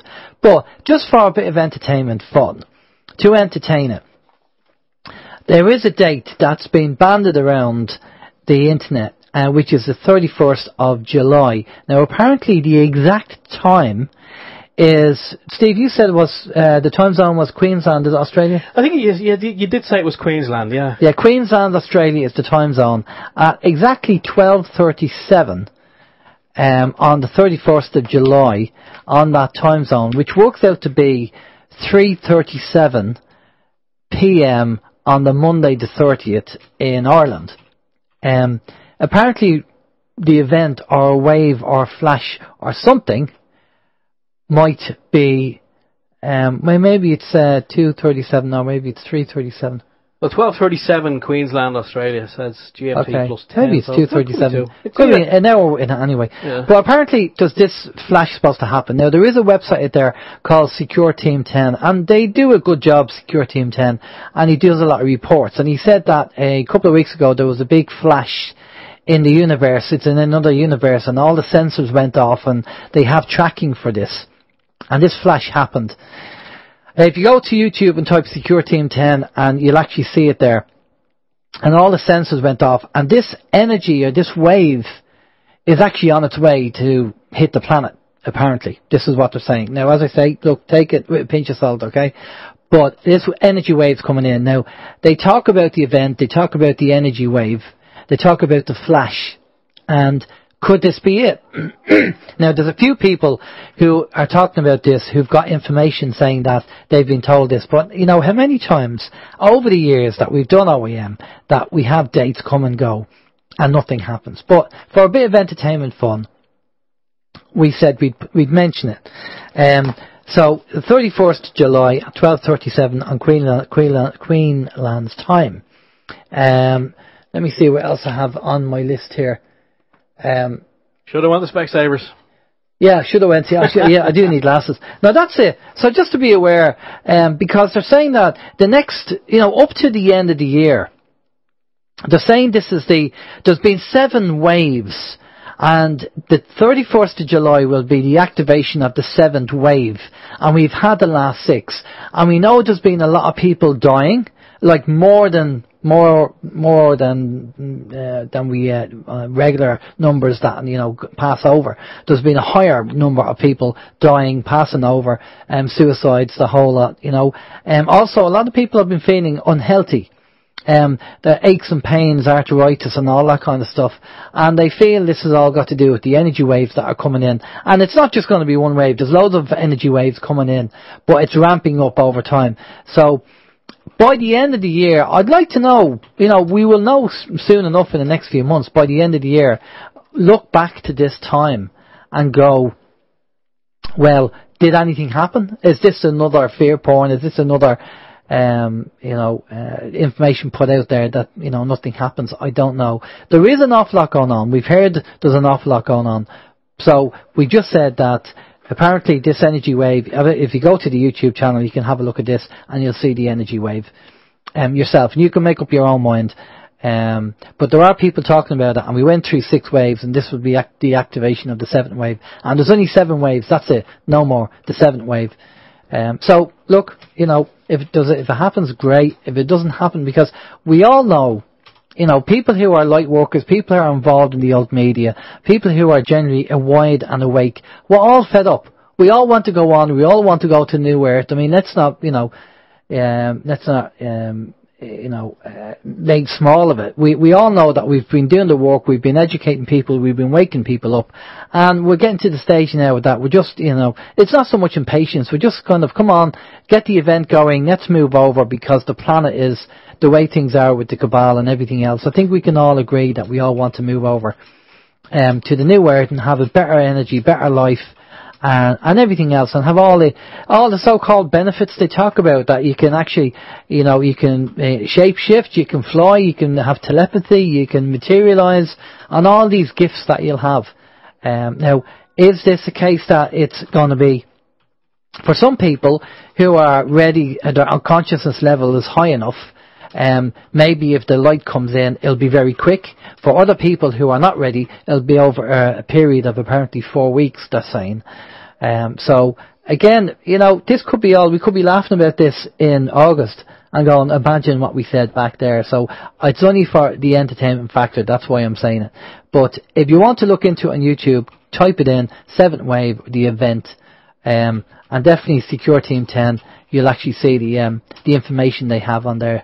So there's something going on. There's definitely loads going on the planet. And they reckon that the volcanoes going off, especially over down in Hawaii, is the start of everything ramping up for this big event to happen. But again, I don't know. It could be cabal fear porn for all we know. It could be set up YouTube pages. So you never know. But we thought we'd say it anyway. Steve. Sorry. Cut you in the middle of coughing. Just about the cough. I suppose I better announce who's on next week as well. Yes. Do you want to say it? There you go. Okay. At least I've got my glasses on. Yes. Next week we have Derek Condit. And Derek is a beekeeper. And Derek sent us some information. That was Derek with the information during the week. Yeah, he sent us over some information. You may remember last week we spoke about shungite. Well, Derek sent us over some images during the week of a beehive. Is it a beehive, or I'm not sure exactly what the technical term is. And he had some shungite powder and some shungite nuggets. And he's having fantastic results with that. So that's going to be quite interesting. So yes. Brilliant stuff. Okay, so I'm going to wrap up. You've got a message to give out there. I do indeed. For myself, Alan James, take it easy. Have a great week. Enjoy the weather. You know, fantastic weather. Any information, send it off to us. Let us know. Take care, and we'll see you next week. Bye-bye. Okay, and if you have a swimming pool, a hose pipe, or a hose pipe, I think there's a hose pipe ban in force here in Ireland for anyone who's listening outside of Ireland with the current wave. The heat wave that we have, there's a hosepipe ban, so you're not allowed to wash your car, your dog, or your water the grass or whatever. I don't even think you can. I don't even think you can drink it. Actually, I think well, there will be probably a ban on drinking the water as well. Anyway, look, neither here nor there. Thanks to everyone who joined us on both of the chat rooms this evening. We really appreciate you joining us and letting us into your sitting rooms and into your minds.